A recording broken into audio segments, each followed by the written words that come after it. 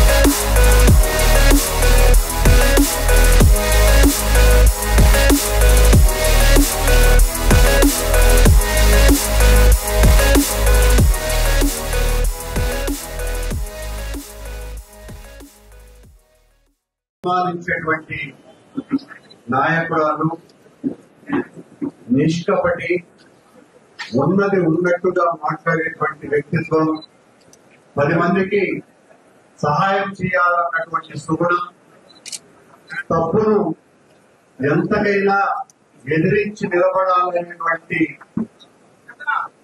ఒక గొప్ప తత్వము ఉన్నటువంటి మనిషి. ఏ మాత్రం కూడా అతిశయోక్తి కాదు.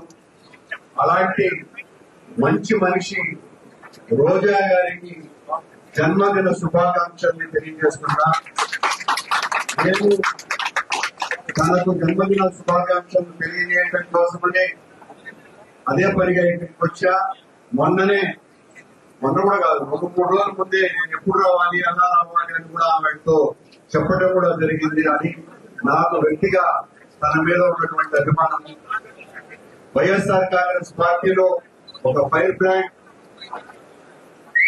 అధికారంలో లేకపోయినప్పటికీ కూడా ఇప్పుడు కూడా అదే పోరాట పటిమతో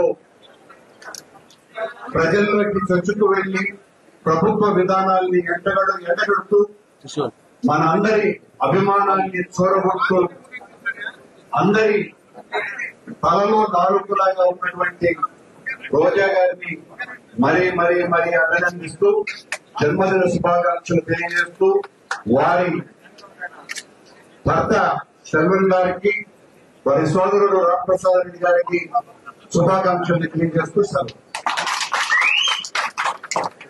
విచ్చేసి మీ ఆడపడుచుని చెల్లెనైన నన్ను ఆశీర్వదించి మేమున్నాం అంటూ ప్రతి ఒక్కరు కూడా ఆశీర్వదిస్తూ నవ్వుతూ నాకు సపోర్టివ్ గా మాట్లాడుతుంటే నాకు చాలా చాలా చాలా హ్యాపీగా ఉంది. ఎందుకంటే మీ అందరికీ తెలుసు, సక్సెస్ ఉంటే అందరు వస్తారు, అందరు మన వాళ్ళలాగే మన చుట్టూ తిరుగుతారు. అప్పుడు మనకి ఎవరు మన వాళ్ళు, ఎవరు బయట వాళ్ళు అనేది మనకు కూడా తెలియదు. ఎప్పుడైతే మనకి ఫెయిల్యూర్ వస్తుందో మనని నిజంగా ప్రేమించే వాళ్ళు ఎవరు, మన కోసం పోరాడే వాళ్ళు ఎవరు, మనకి అన్ని వేళలా సపోర్టివ్ గా ఉండే వాళ్ళు ఎవరు, మనం బాగుండాలి అని మన వెనక పూజలు చేసే వాళ్ళు ఎవరు అనేది మనం ఫెయిల్యూర్ లో ఉన్నప్పుడే తెలుస్తుంది.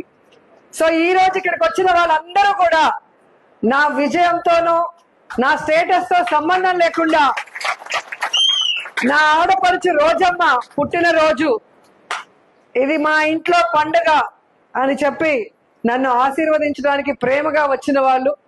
సో మీ అందరూ కూడా నా మనసులో ఎప్పుడు ఉంటారు. నేను ఎప్పుడూ కూడా మీకు అండగా ఉంటాను, నా చివరి శ్వాస వరకు అని కూడా ఈ సందర్భంగా తెలియజేస్తుంది. అనేక సందర్భాల్లో నేను చెప్పడం జరిగింది. నేను ఎప్పుడు చెప్పినా కూడా మనస్ఫూర్తిగా చెప్తాను. అది నేను ఇక్కడ చెప్పినా, జగనన్న పక్కన నించొని చెప్పినా మీ అందరికీ కూడా తెలుసు. నాకు జన్మనిచ్చింది మా అమ్మ నాన్న నాగరాజరెడ్డి, లలితమ్మ. కానీ నాకు రాజకీయంగా జన్మనిచ్చింది నగిరి ప్రజలు.